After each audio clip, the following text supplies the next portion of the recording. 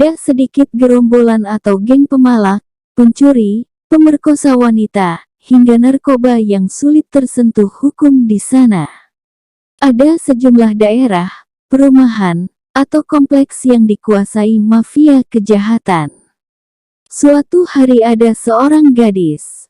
Dia merupakan mahasiswa yang tinggal di pemukiman yang terdapat banyak geng. Salah satu kebiasaan mereka ialah melakukan kejahatan seksual. Seringkali dilakukan saat malam hari supaya lebih leluasa. Orang tuanya memiliki rumah di salah satu apartemen yang dekat dengan lokasi nongkrong para geng. Berhubung kedua orang tua cewek itu mendidiknya secara Islami, ia sangat jarang berhubungan dengan lelaki yang bukan mahram. Remaja berjilbab itu berkisah pada suatu malam ia terpaksa harus pulang kuliah saat malam tiba. Guna menuju tempat tinggalnya, ia tidak punya pilihan jalan pulang lainnya. Mesti melewati lorong atau gang yang dijaga ketat para geng. Dia bercerita, ada di depan saya seorang gadis, kelihatannya bukan muslimah.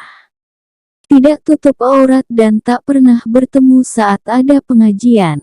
Tiba-tiba dia dikeroyok oleh beberapa pria di sana, dipaksa, lalu dimasukkan ke dalam tempat. Sambil meneteskan air mata gadis itu melanjutkan cerita, dia berteriak-teriak minta tolong. Teriakan yang meronta-ronta, kemungkinan besar ia diperkosa. Sedangkan para pria yang lain berjaga di depan gang untuk memastikan keamanan. Muslimah tersebut menuturkan, saat mendengar suara teriakan gadis tersebut hati saya menggerakkan untuk terus berjalan.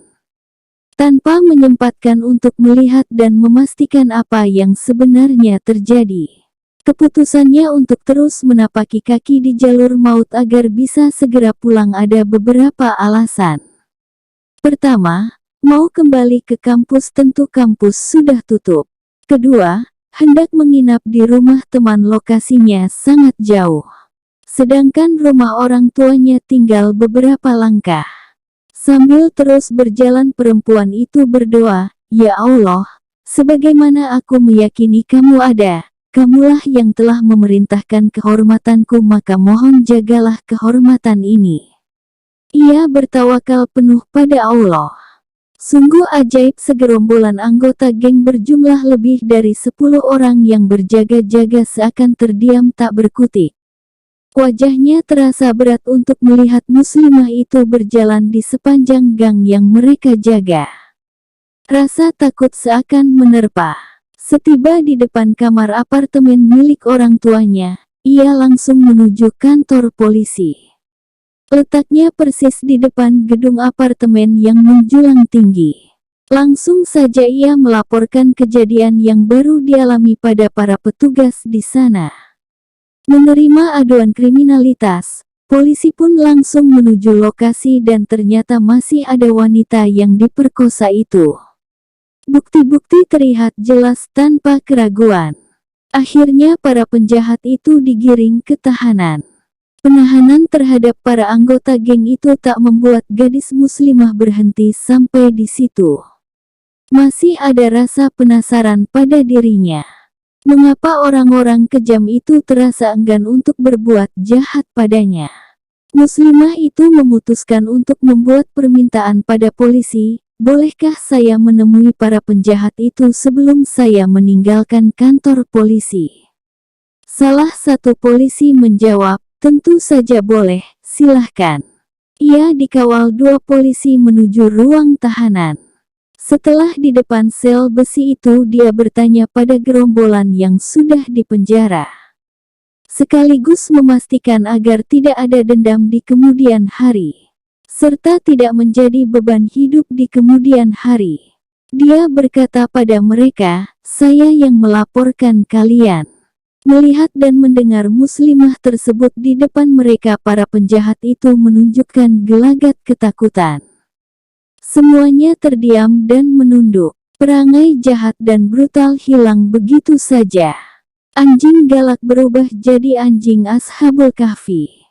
Salah satu dari mereka merespon, kami tahu, kalau kau yang melaporkan.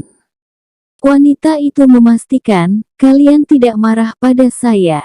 Mereka semua tak ada yang berani jawab. Bukan karena marah atau arogan sehingga tak mau menjawab. Namun, perasaan malu masih ada dalam diri mereka. Sebaliknya, tatkala dijawab rasa takut luar biasa masih mendera. Mahasiswa cantik itu melanjutkan, kenapa waktu saya lewat di depan kalian, tidak ada satupun di antara kalian yang menghampiri dan menyentuh saya. Salah satu dari mereka memberanikan diri untuk menjawab.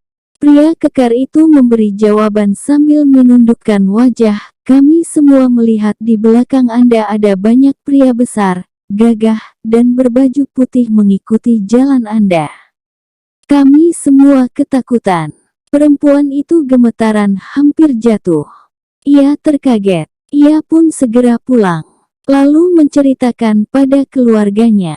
Dan apa pesan yang harus kita ambil dari kisah ini? Kita itu harus yakin bahwa pertolongan Allah itu ada.